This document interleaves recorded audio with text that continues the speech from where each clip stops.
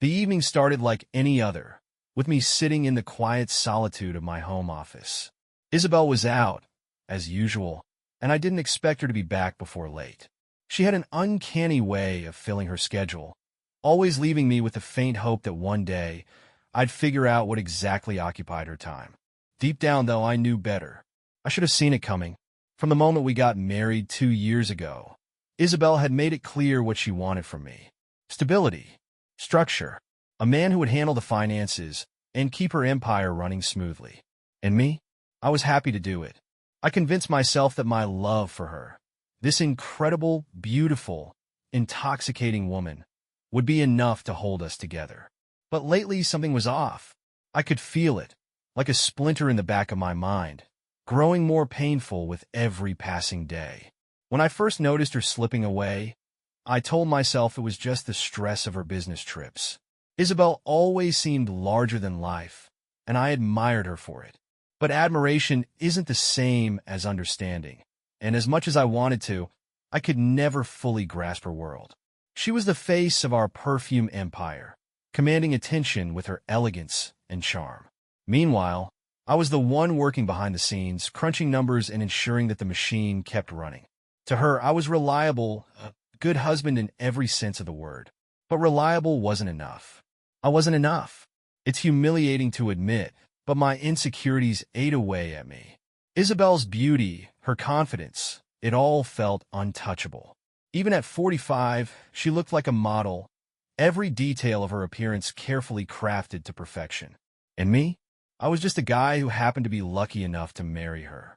But luck has a way of running out, doesn't it?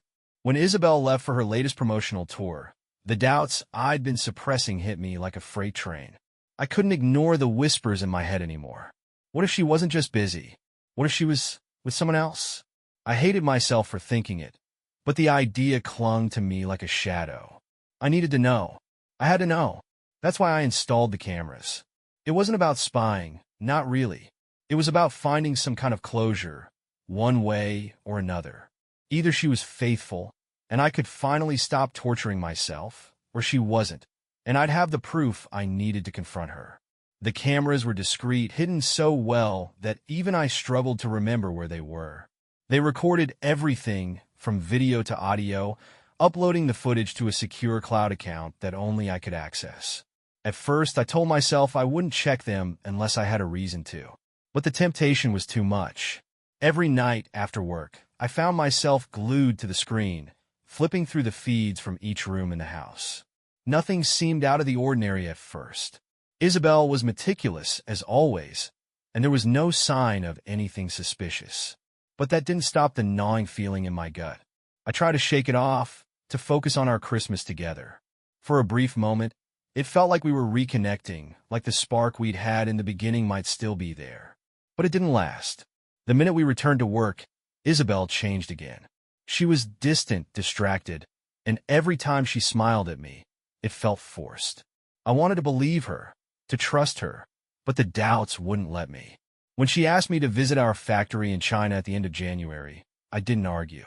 She framed it as a business necessity, something only I could handle, but I couldn't shake the feeling that she wanted me gone. 2 weeks. That's how long I'd be away.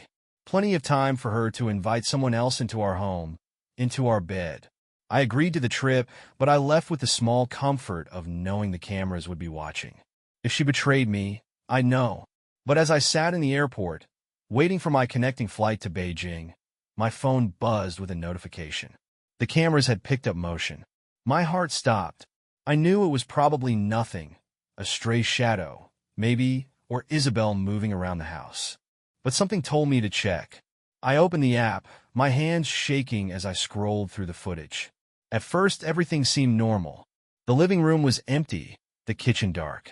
But then I saw her, Isabel, standing in the hallway, wearing a silk robe and sipping a glass of wine. She looked different, relaxed in a way she never was around me. And then the doorbell rang.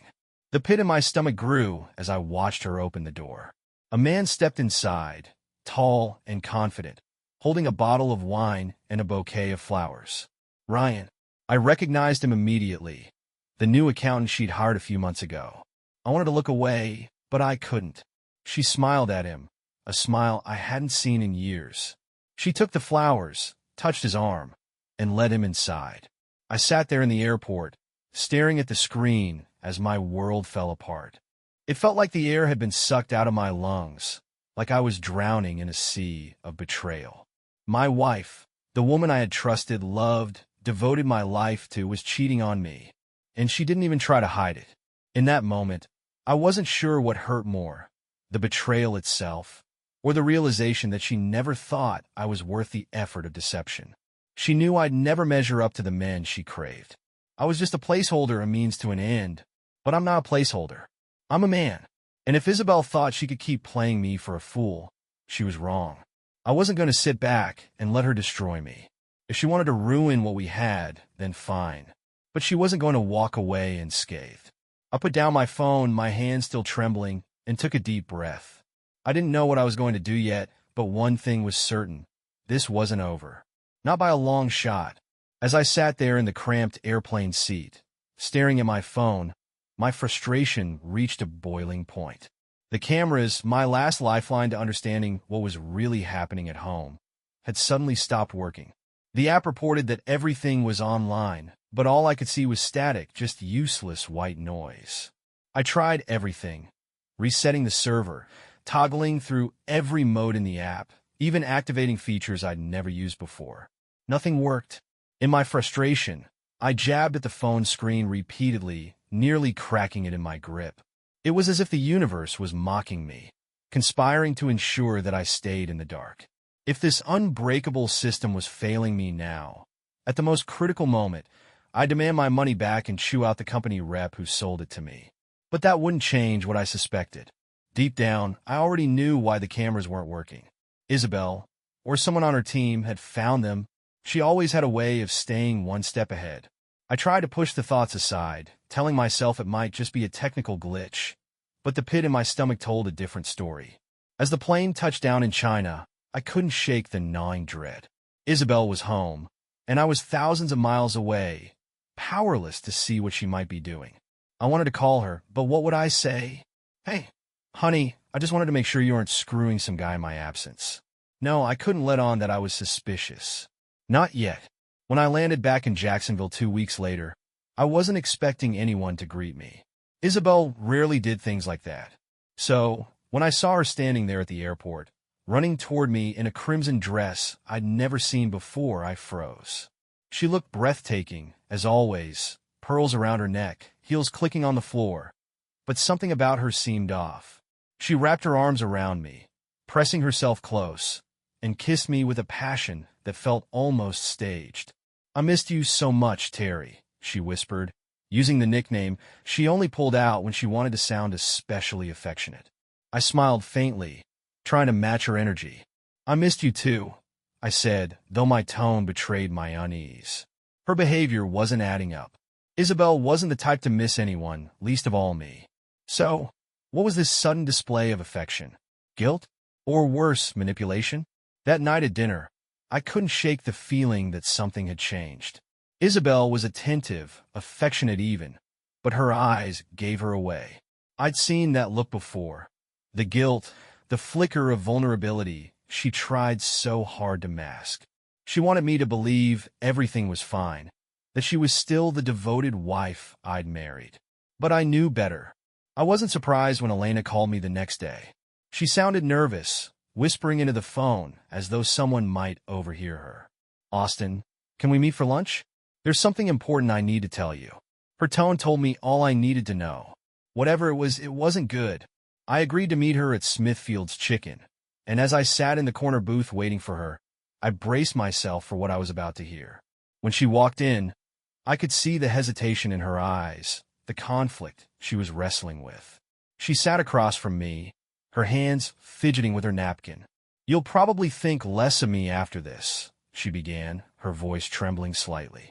But I can't keep this to myself anymore. You deserve to know. Elena, I said, trying to reassure her, I've always respected you. Just tell me what's on your mind. She took a deep breath, then said the words I'd been dreading for weeks. Austin, I think Isabel, I think she had, or maybe still has, a thing with Stephen Williams. I overheard them talking this morning. She ended it, but only because you've been around more since you got back from China. She said she couldn't risk you finding out. For a moment, I said nothing. I just stared at the table, letting her words sink in. My worst fears had been confirmed, and yet I didn't feel the rage I expected. Instead, there was a hollow ache in my chest, a deep sense of loss that left me feeling completely untethered.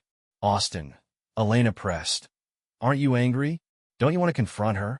I shook my head slowly. No, Elena. I'm not angry. Not anymore.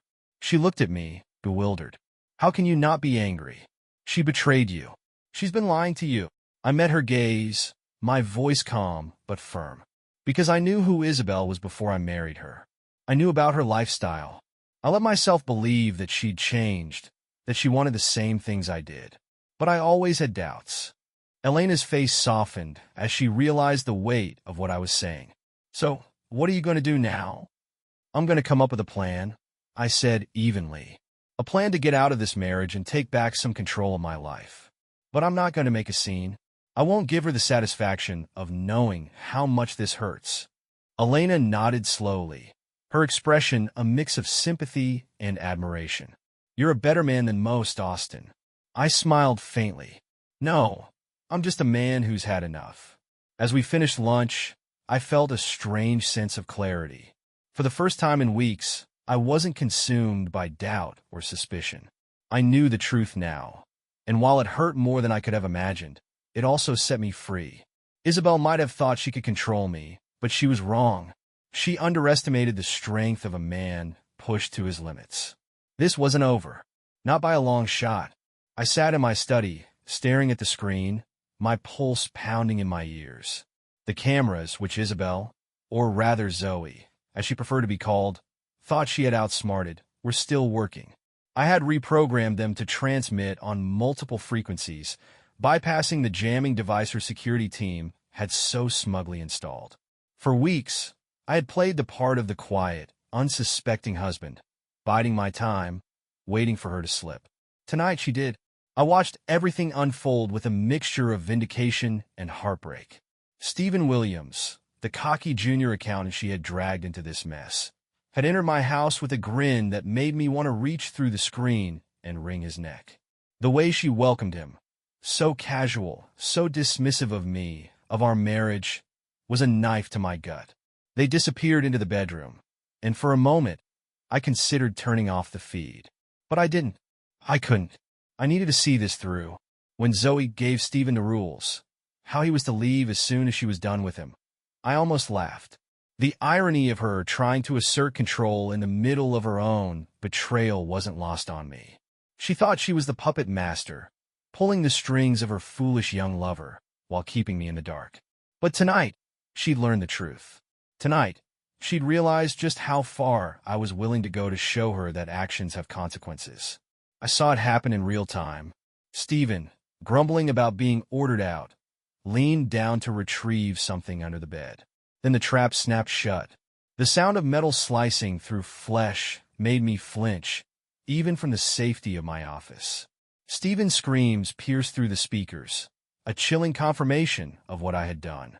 Zoe leapt out of bed, panic etched across her face as she switched on the light. The moment she saw the bear trap clamped around Stephen's leg, I could see the shock ripple through her. She froze, her mind clearly racing as she tried to figure out what to do. I watched her pace, her hands trembling as she muttered to herself. She looked like a caged animal, trapped by her own choices. Zoe, Stephen whimpered, his voice thick with pain. You have to call for help. Please. I can't feel my leg. I'm losing too much blood. She didn't respond. She just sank into the chair by the window, her face pale, her eyes distant. I knew what she was thinking, what this would mean for her reputation, for the company, for everything she had worked so hard to build. For a moment, I almost felt sorry for her. Almost. The truth is, I didn't set the trap out of malice. At least, not entirely. I did it because I needed her to understand the gravity of her betrayal. For months, I had been the silent partner, the dependable husband who turned a blind eye to her indiscretions. But trust, it was more important to me than love, more vital than anything else. and Zoe had destroyed it over and over again until there was nothing left. She thought she could play me, that I'd forgive her like I had so many times before. But this wasn't just about me anymore. It was about our home, our company, everything we had built together. And if she wanted to burn it all to the ground, I wasn't going to stop her. But I also wasn't going to let her walk away unscathed. As I watched Zoe sit there, paralyzed by fear and indecision, I realized how much I had changed. The man who proposed to her, who believed in her, who thought he could build a life with her, was gone. In his place was someone colder, harder, a man who had been pushed too far for too long. Stephen's cries grew weaker, and I knew it was only a matter of time before the blood loss became critical. Zoe had a choice to make. She could save him, expose herself, and face the consequences of her actions, or she could let him die and try to cover up the mess. Either way, our marriage was over. I thought about calling her, about stepping in and taking control of the situation, but I stopped myself. This was her mess, her consequence, and she needed to deal with it. For years, she had manipulated everyone around her, bending them to her will. Tonight, she would have to stand on her own. Hours passed, and the house grew silent. Zoe eventually made the call, summoning an ambulance, but by then, it was too late to avoid the fallout. The authorities arrived, questions were asked, and I knew it wouldn't be long before the truth came out. I stayed in my study, watching the chaos unfold on the screens, my heart heavy but resolute. The next day, I filed for divorce. I didn't speak to Zoe, didn't confront her, didn't give her the satisfaction of seeing the pain she had caused. Instead, I let my lawyer handle everything. The company would be mine, the house would be mine, and she would be left with nothing but the ruins of the life she had tried to destroy. As for Stephen, I heard he survived, though he lost his job and most of the use of his leg. I didn't feel sorry for him. He made his choices, just like Zoe did. And me? I was finally free. Free from the lies, the manipulation, the constant doubt that had plagued me for years. The man I was before Zoe is gone. But the man I am now? He's stronger, smarter, and ready to rebuild. Trust may have been shattered, but my resolve has never been clearer. This isn't the end of my story.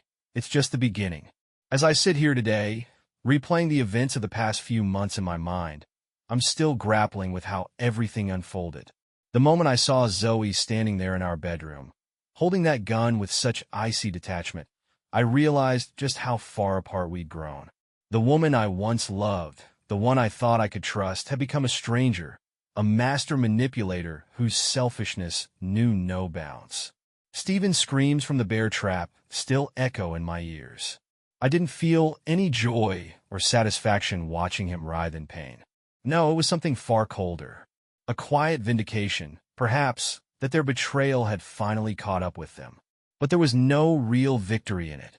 Only the hollow realization that my marriage had been a facade for years. Zoe's spiral into madness didn't surprise me. As much as she prided herself on her ability to control every situation, she couldn't outmaneuver the consequences of her actions. When the police arrived and found her sitting there, catatonic, holding that gun, I knew her life as she knew it was over. They charged her with everything under the sun, but in the end, the courts deemed her unfit to stand trial. The psychiatric hospital would be her home now, a fitting irony for a woman who always thought she was above everyone else. Reflections on the betrayal. The board of directors didn't take long to act.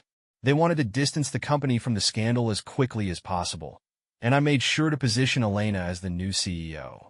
She had earned it, not just through her loyalty to the company, but through her unwavering support during the darkest moments of my life.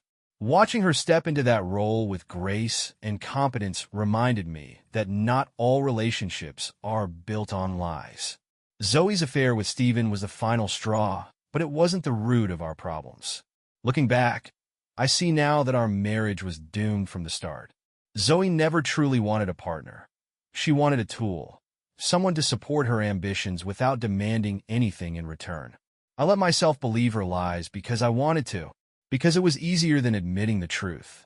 For years, I played the role of the dutiful husband, ignoring the red flags and convincing myself that our relationship could be salvaged. I see now how foolish that was. Trust isn't something you can rebuild once it's been shattered. And Zoe? She wasn't capable of rebuilding anything. She thrived on deception, on manipulation, on bending people to her will. I was just another pawn in her game, and I'm ashamed of how long it took me to see it. Moving forward, Elena and I have grown closer in the wake of all this chaos. She's been my anchor, a reminder that not everyone in my life is out to use me. Together, we've started rebuilding the company's image, launching a new fragrance line aptly named Revenge. The irony isn't lost on me. It's a testament to how far I've come, to how much I've learned from my mistakes. I don't know what the future holds, but for the first time in years, I feel like I have control over my life again. I've let go of the anger, the bitterness, the endless spiral of questions that haunted me during those sleepless nights. Zoe's chapter in my life is closed. And while the scars she left behind will never fully heal, they've made me stronger. So here I am, moving forward one step at a time, determined to live a life free of lies and betrayal. I've learned the hard way that trust is everything, and I won't make the same mistakes again. Zoe may have destroyed our marriage, but she didn't destroy me. I'm still standing, still fighting, and for the first time in a long time, I'm hopeful about what's to come. This is my story, a cautionary tale, perhaps, but also a testament to resilience. To anyone reading this who's been betrayed, who's felt the weight of deceit crush their spirit, know this: you're stronger than you think. And sometimes, walking away from the wreckage is the first step toward finding yourself again. First-person narrative, Austin's experience. As I waited for my final flight to Beijing, my phone buzzed with a notification.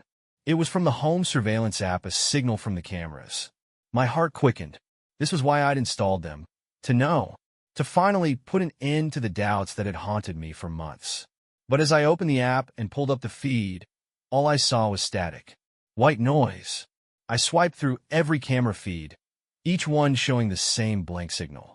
The app insisted they were online, but I knew better. Something or someone had tampered with them. Frustrated, I switched to an advanced mode I hadn't used before, hoping to restore the connection, but nothing worked. I slammed my finger against the refresh button again and again, almost cracking the screen in my rage. At the worst possible moment, my unbreakable system had failed. I sat back, gripping the phone tightly, and tried to calm the storm in my chest. The timing was too perfect to be a coincidence. Zoe had planned this. She had always been meticulous, always one step ahead. If she discovered the cameras, it wouldn't have been hard for her to disable them, or worse, jam the signal. She'd always been clever. I had to give her that. Too clever, perhaps. Still, the white noise on the screen didn't confirm anything. It was a subtle move, and Zoe knew it. She wasn't foolish enough to expose herself outright. No, she wanted me to simmer in doubt, to question everything while she continued living her double life. I thought about calling her right then, confronting her, but what good would it do? She would deny it, as she always did, spinning some story about a technical glitch or the security team testing the system. I'd get no closer to the truth, and she'd have the upper hand, knowing she had me exactly where she wanted. So, I put the phone down and ordered a drink. If she thought she could outmaneuver me, she was wrong. This wasn't over. Not by a long shot. Zoe's evening. Back at home, Zoe was in her element, preparing for an evening that promised to be as thrilling as it was forbidden. She'd pressed the button on her remote to disable the cameras, a feature she thought rendered her untouchable, and lounged in the bath with a glass of Pinot Noir. The warm jets soothed her, bubbles shimmering under the soft light. She felt no guilt, only anticipation. Dinner was flawless, as it always was when Zoe orchestrated it. The chef and butler had long since left, leaving behind a perfectly arranged table set for two: lobster bisque, a crisp lettuce salad with blue cheese, and baked sea bass seasoned with lemon and rosemary. The wine was chilled to perfection, and the candles cast a soft glow over the dining room. Zoe savored these moments of control, where every detail unfolded according to her will. By 6:15 p.m., she had returned to her bedroom to dress. She sipped more wine as she surveyed her wardrobe, finally selecting an elegant but understated dress, a calculated balance of allure and restraint. She wanted Stephen to feel special, but not so special that he thought he was anything more than a temporary indulgence. When the doorbell rang at exactly 7 o'clock, Zoe felt a rush of satisfaction. Punctuality was a trait she admired, and Stephen delivered. He stood at the door, immaculate in a crisp suit, his shoes polished to a gleam. He handed her flowers and a bottle of wine, and for a brief moment, Zoe felt a flicker of nostalgia. No one but Austin had ever given her flowers. She quickly pushed the thought aside. Tonight wasn't about sentimentality. Stephen's role. Stephen, for his part, was smug with anticipation. He knew what Zoe wanted. It was written all over her the moment she'd invited him to dinner. Her husband, Austin, meant nothing to him. Stephen saw himself as the better man, the younger man, the one who could give Zoe what she truly craved. He didn't care about the risks. The thrill of it all only added to his confidence. As they sat down to dinner, Stephen played his part perfectly, polite but charming, attentive but not overeager. He declined wine in favor of sparkling water, and Zoe, always calculating, noted the gesture with mild amusement. Perhaps he was a health nut, or perhaps he just didn't want to dull his senses for what he expected to come next. Either way, she didn't care. Stephen was a pawn in her game, and tonight he was exactly where she wanted him. Austin's realization. Thousands of miles away, I sat in my hotel room, staring at the static-filled screen on my iPad. The cameras still weren't transmitting, but I wasn't giving up. I'd already contacted my security company before boarding the plane, instructing them to reprogram the cameras to broadcast on multiple frequencies. If Zoe thought she could outsmart me, she was wrong. The backup system would eventually kick in, bypassing whatever jamming device she was using. All I had to do was wait. And then there was a single feed flickered to life. It was grainy, incomplete, but it was enough. I could see the dining room, the candles casting a romantic glow over the table. Stephen sat across from her, his expression smug, his body language oozing entitlement. Zoe laughed at something he said, her head tilted back, her hand resting lightly on his arm. My stomach turned. This was it. Proof. The carefully constructed facade of our marriage was crumbling before my eyes. But I didn't feel the rage I expected. Instead, a cold clarity washed over me. Zoe thought she was in control, but she was wrong. I'd been quietly laying the groundwork for this moment for weeks, and now the pieces were falling into place. Zoe believed she was untouchable, that she could manipulate me and everyone around her without consequence. But as I watched her, so assured in her lies, I realized something. Her arrogance would be her downfall. She thought the cameras were off. She thought she had won. But she had no idea what was coming next. This wasn't just about revenge anymore. It was about reclaiming my life, my dignity, and my future. Zoe's web of deceit was unraveling, and I was going to make sure it collapsed entirely on my terms. First-person narrative. Austin's perspective. As I sat in the corner booth at Smithfield's Chicken, my mind raced with questions. Elena had been vague on the phone, but her tone told me that whatever she needed to say was important, perhaps even life-altering. I trusted Elena. She had always been loyal to the company and, by extension, to me. But I also knew that loyalty came with its limits, especially when Zoe was involved. When Elena walked in, she looked uneasy, her usual composure replaced with a nervous energy. She slid into the booth across from me, avoiding eye contact at first. The waitress approached, and we quickly placed our order, chicken fajitas for two, something simple to avoid distractions. But once the waitress left, the weight of silence settled between us. I leaned forward, folding my hands on the table. "Elena," I said softly, "what's so important that you needed to meet me here? Is it about Zoe?" Her head snapped up, eyes wide with surprise. You already know?" she whispered. "I know enough to have my suspicions," I replied, keeping my voice calm. "But I need to hear it from you. What's going on?" She hesitated, glancing around the restaurant as if someone might be listening. Finally, she leaned in closer. "Austin, I overheard something this morning," she began, her voice low but steady. "Stephen Williams, he and Zoe had something. An affair. I heard him confronting her in her office. She ended it, but only because she was afraid you might find out." Her words hit me like a sledgehammer. I felt the breath leave my lungs, but but I forced myself to stay composed. I had suspected this for months, but hearing it confirmed was something else entirely. I looked down at the table, my thoughts a chaotic swirl of anger, betrayal, and strange relief. At least now I knew the truth. "Elena," I said after a long pause, my voice measured. "Why are you telling me this? You've been loyal to Zoe for years. Why now?" Her cheeks flushed, and she fidgeted with her napkin. "Because I can't watch her treat you like this anymore," she admitted. "You don't deserve it, Austin. You've given her everything, your trust, your love, your loyalty, and she's thrown it all away." I couldn't stay silent. "You needed to know." I nodded slowly, absorbing her words. "Thank you," I said, and I meant it. "I appreciate your honesty." The waitress returned with our food, and for a moment, the conversation paused as she set the sizzling skillet of fajitas between us. The sound of the chicken and vegetables crackling in the hot pan filled the silence, a stark contrast to the heavy tension at the table. I waited for her to leave before speaking again.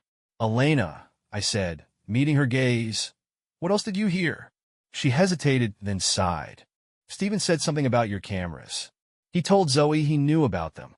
That's why she had her security team disable them. She was using some kind of device to block the signal whenever she needed to, so you wouldn't catch her." The corners of my mouth tightened. It was exactly as I'd suspected. Zoe had known all along and had played me for a fool. My mind flashed back to the static-filled screens, the hours I'd spent trying to make sense of the malfunction. She'd been so careful, so calculated, but now her lies were unraveling. "Elena," I said evenly, "what do you think I should do?" She looked startled, as if the question had caught her off guard. "Austin, I don't think it's my place to say." "I'm asking," he insisted. "You've been by her side for years. You know her better than almost anyone. What would you do if you were me?"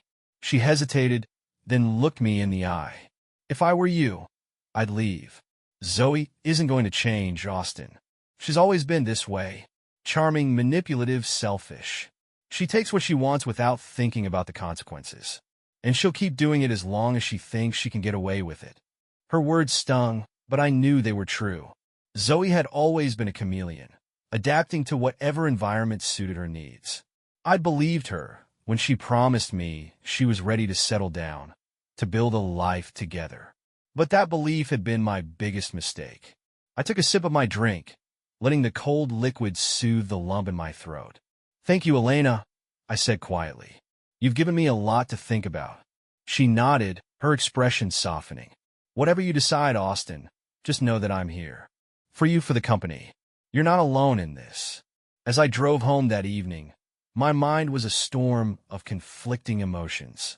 Part of me wanted to confront Zoe, to demand answers, to make her face the damage she'd done. But another part of me, the calmer, more strategic side, knew that I needed to play this carefully. Zoe wasn't just my wife. She was my business partner. Our lives, our careers, our reputations were intertwined. If I made the wrong move, everything could come crashing down. When I pulled into the driveway, the house was dark. Zoe was likely in bed, oblivious to the storm brewing just beneath the surface. I sat in the car for a long time, staring at the house, wondering how we'd gotten here. How had the woman I once loved become the source of so much pain? I didn't have all the answers yet, but I knew one thing for certain. This wasn't over. Not by a long shot. Sitting in my hotel room, I stared at the grainy feed from the cameras. The signal had returned, bypassing whatever jamming device Zoe's security team thought would stop me. I watched as Steven entered the house, his arrogant smirk almost daring me to act. Zoe greeted him, her face lighting up in a way I hadn't seen in years. It wasn't the warmth of love. It was the gleam of control, of power. She led him inside, pressing the key fob to disable the cameras, not realizing she was already caught. The bedroom feed kicked in moments later. I felt a hollow ache in my chest as Zoe handed Steven a glass of wine and climbed into bed. Her words stung more than I expected. "You won't stay the night. You'll leave when I say." "Understood." She was orchestrating her betrayal with clinical precision, treating her affair like another business transaction. Steven nodded, but his arrogance shone through even in his compliance. As much as I hated him, I hated her more for turning our marriage into a sham, for turning me into a fool. I couldn't look away when it happened. Stephen bent down, likely fumbling for a sock or his shoes, and his foot triggered the trap. The sound was unmistakable, metal snapping shut with brutal force. His scream followed, raw and piercing, echoing through the room. Zoe jumped out of bed, horrified, but I saw the moment she realized what had happened. Her eyes darted toward the trap, then toward the cameras she thought were disabled. I leaned closer to the screen, my pulse pounding. Would she help him?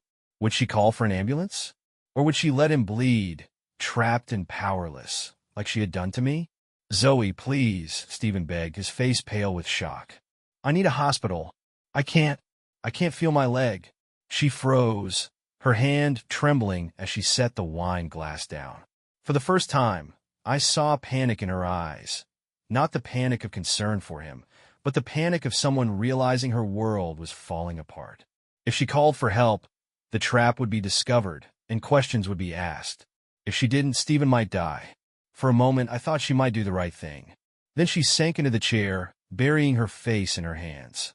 I watched her retreat into herself, paralyzed by the consequences of her actions. She had trapped herself as surely as the steel had trapped Stephen. The feed cut out just as Stephen's pleas grew weaker. I didn't need to see more. I already knew how this would end. I closed the app and leaned back in my chair, my mind racing. Zoe had always been a master manipulator, but this time, she'd lost control. This time, she would face the consequences, not just for betraying me, but for thinking she could get away with it. The next morning, the phone call came. A neighbor had heard the gunshot and called the police. They found Zoe in the bedroom, holding the gun she had kept for protection, her face blank and unresponsive. Stephen was still alive, barely, but his leg was mangled, and the bear trap was the centerpiece of the room. The authorities questioned everything, the cameras, the trap, the chaos in the bedroom, but I had prepared for this. I had no intention of going down with her. Zoe claimed the trap wasn't hers, that she had no idea how it got there. But her erratic behavior and the damning evidence told a different story. Zoe was deemed unfit for trial. They sent her to a psychiatric hospital, where she would spend the rest of her days. A fitting end for a woman who thrived on controlling others. Stephen survived, but left the company in disgrace, insisting the paramedics had somehow set the trap. His story held no weight, and I had no interest in his excuses. The board of directors needed stability, and I seized the opportunity to rebuild. I proposed Elena as the new CEO, citing her brilliance and loyalty, and they agreed without hesitation. She launched a new fragrance, Revenge, a sly nod to the drama that had unfolded. This time, I accompanied her on every step of the promotional tour, standing by her side as we rebuilt the company's image and my own. As for me, I've moved on. Zoe taught me the harshest lessons about trust, betrayal, and resilience, but she didn't destroy me. If anything, she made me stronger.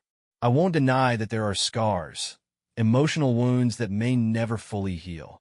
But I'm not the same man I was when this started. This is the end of one chapter and the beginning of another. My life, my dignity, and my future are mine again. And as I stand beside Elena, I know one thing for certain. The best revenge isn't destruction. It's thriving in the wake of it all.